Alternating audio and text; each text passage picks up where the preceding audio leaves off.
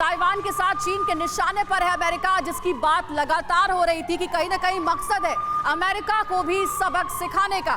चीन के टारगेट पर अमेरिका के न्यूक्लियर ठिकाने हैं। बहुत बड़ी खबर है, 100 से ज्यादा स्लोस मिसाइल बनाने में चाइना इस वक्त जुटा हुआ है।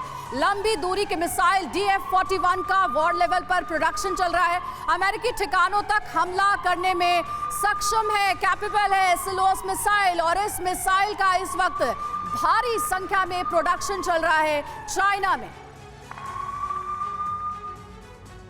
तो सवाल यह है कि अगर चीन ताइवान पर कब्जा करता है तो अमेरिका के लिए दूसरी बड़ी हार माना जाएगा, और ऐसा क्यों है इसे समझने से पहले हम आपको फिर से एक मैप दिखा देते हैं, और इस मैप के जरिए जरा आप समझिए वो देश जैसे कि ताइवान जिस पर कब्जे की तैयारी में है इस वक्त चीन, कभी भी हमला कर सकता है। प्रभावित भी कौन कौन से देश होंगे, खासतौर से समंदर में अगर चीनी गतिविधियां बढ़ती हैं? दक्षिण कोरिया, जापान, फिलीपींस, वियतनाम, ये देश ऐसे हैं जिनके समंदर में चीन के साथ विवाद बरकरार है। चीन लगातार इन देशों को धमकाता भी रहा है। आपको यह भी बता दें कि दक्षिण कोरिया और जापान जैसे देशों के साथ अमेरिका के भी करीबी रिश्ते हैं, और ऐसे में अगर चीन ताइवान पर कब्जा करता है तो इससे अमेरिका को भी नुकसान पहुंचेगा, क्योंकि ताइवान पर चीन के कब्जे से साउथ चाइना सी में चीन की ताकत और ज्यादा मजबूत होगी, और ऐसे में अमेरिका उसे चुनौती नहीं दे पाएगा।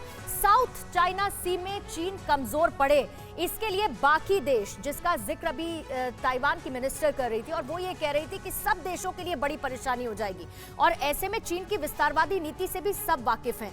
क्या इन सब देशों का मजबूती के साथ आना चीन को एक बड़ा जवाब हो सकता है, और इसकी संभावना कितनी है? तिवारी, इसके बैकग्राउंड में थोड़ा कुछ कहना चाहूँगा। रशिया तोड़ने के बाद से ये वर्ल्ड यूनिपोलर हो गया था।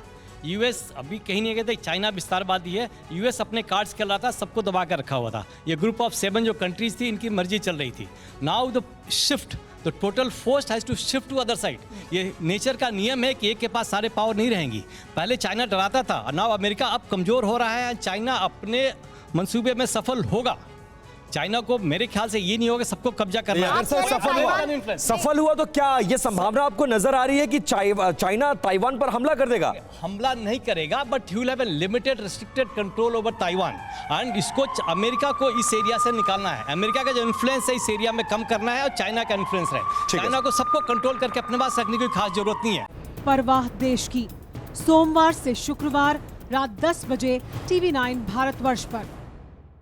अड़ी सोमवार से शुक्रवार शाम 6 बजे सिर्फ TV9 भारतवर्ष पर।